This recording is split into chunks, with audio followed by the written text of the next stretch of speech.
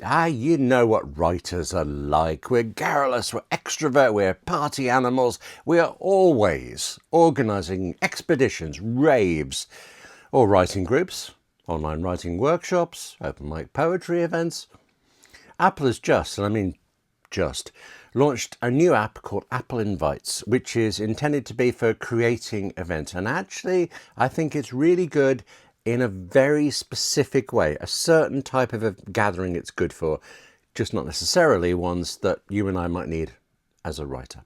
Hello, I'm William Gallagher, and this is 58 Keys, which, as ever, as always, is for writers like you and me who use and who write on Macs and iPhones and iPads, except every Monday there's a video that's for all writers. That's a different thing.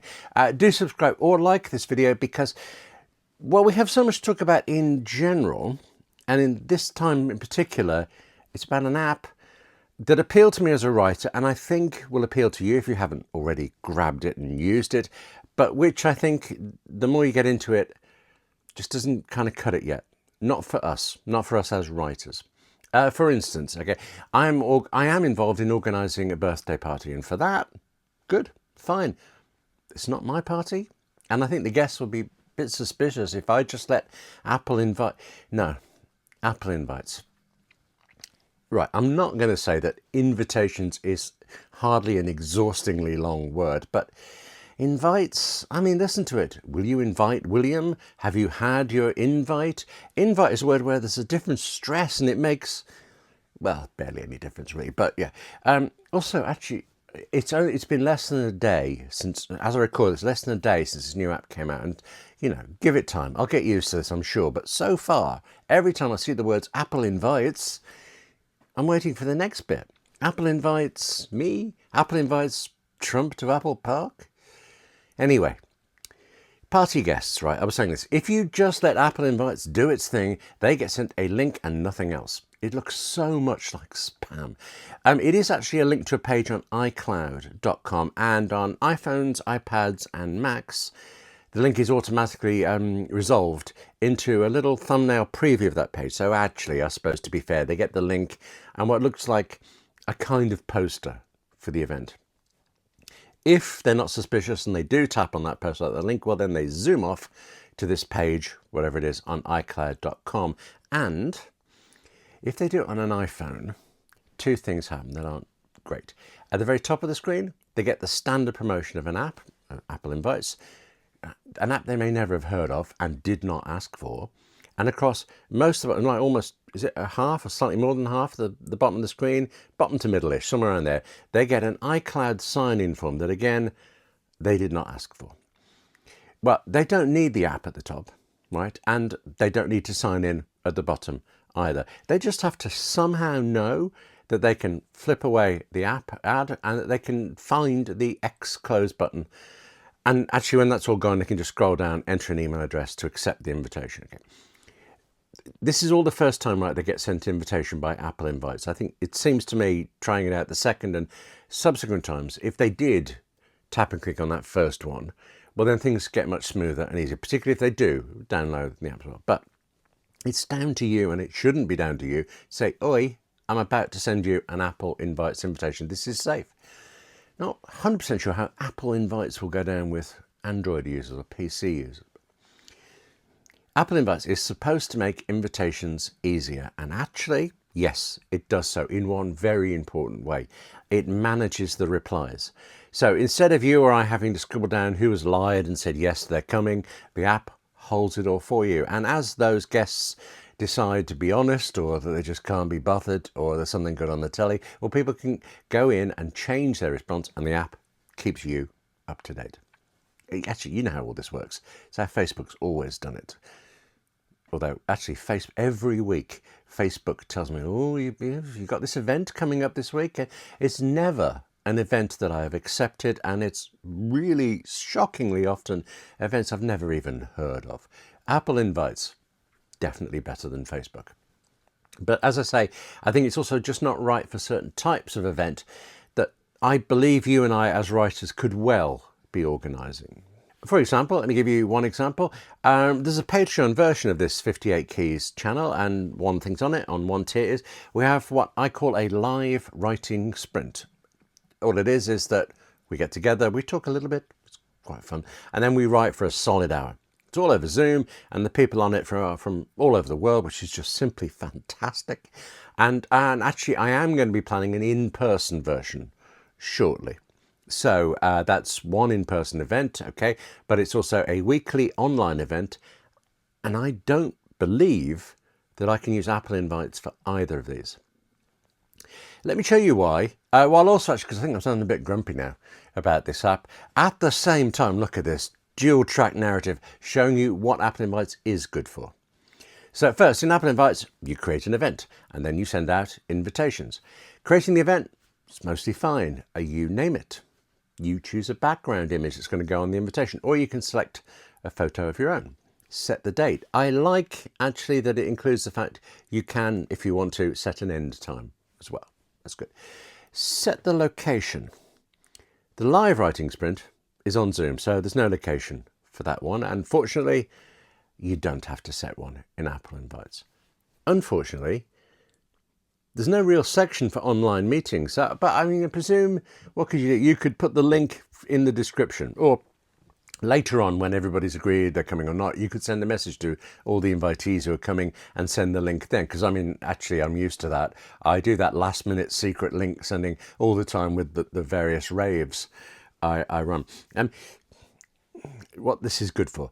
Let me say again that the second and subsequent times you or your recipients use Apple Invites, well, it's better. For you, creating an event is much better, much quicker. You get to a page where you can take a link to your new event and then send it out to whoever you like in any way you like. Link, send, simple. But that first time, this has got to change. The first time you go through this, you get to a section that asks, how do you want to share contacts? I don't want to share contacts. And actually, in the case of the writing sprints, I specifically must not share contacts. The people in my 58 Keys Patreon tiers, well, I mean, they are great, and I think we get on marvelously. I really look forward to it, but I cannot give all of them the contact details for the whole group. I mean, literally can't. I'm in the UK, and all right, despite the Brexit debacle, I am still bound by Europe's GDPR rules about privacy and things like that. And that might not be what Apple means anyway, not quite. What this seems to really be saying, at least at first, is it's more to do with you creating a pot of people whom you might then invite to this event or might not. It's just dreadful. I think Apple gives you this choice, right, of adding everyone to this pot or just some, but it doesn't let you add none until you've chosen to add some of them, and then you get the option to say actually no, nobody. It's just ill thought out, which is very unusual for Apple. And plus, actually, it appears that when you do go through this and say, well, I'll invite her, he can go whistle for it, that one's fine. This one I wouldn't invite if their life depended on it. You may end up with a group of invitees, am I pronouncing that correctly? That you are sharing contact details with them all. I hope I'm wrong here. I think there's a chance, and I hope I've misunderstood, but it appears that if you invite a group of people to an event, they all have each other's contact details because you have agreed to share with them. Like I say, it is possible I'm wrong. I'd be really pleased if I were, but the possibility is that it could just mean that you as the organizer have agreed to share your contact details with everyone. It'd be nice to know though, wouldn't it? The benefit of Apple Invites, I think, is also the problem with Apple Invites. Because what I think Apple's really done here is find actually a very clever way to utilize many of its existing services. I mean, for a start, there's iCloud Plus, the service that gets you more iCloud storage space and various extras, now including Apple Invites. As the event organizer, you have to have iCloud Plus. It costs from 99 pence or cents per month. But just in terms of the Apple Invites app itself and what you do with it, how you use it, well, it's using messages and mail to send the invitations. It's optionally using your photos library to share photos with the group or between the group. There's the location stuff, which obviously is Apple Maps.